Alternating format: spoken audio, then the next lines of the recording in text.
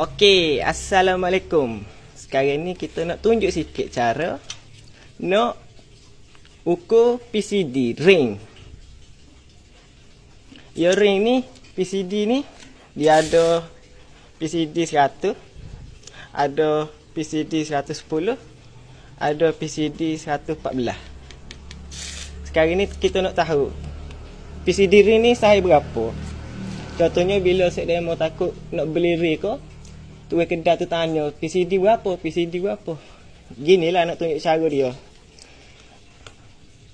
Ada pembaris ukur cm lah, kita kira cm. Kita tak betul-betul kosong ni, tak kosong ni, betul-betul tengah skru. Tak lagu ni, tengok sini. Kalau 10 ni, 10 cm ni 100. Maknanya ring ni PCD 100. Lepas tu selagi pula kita terus tengok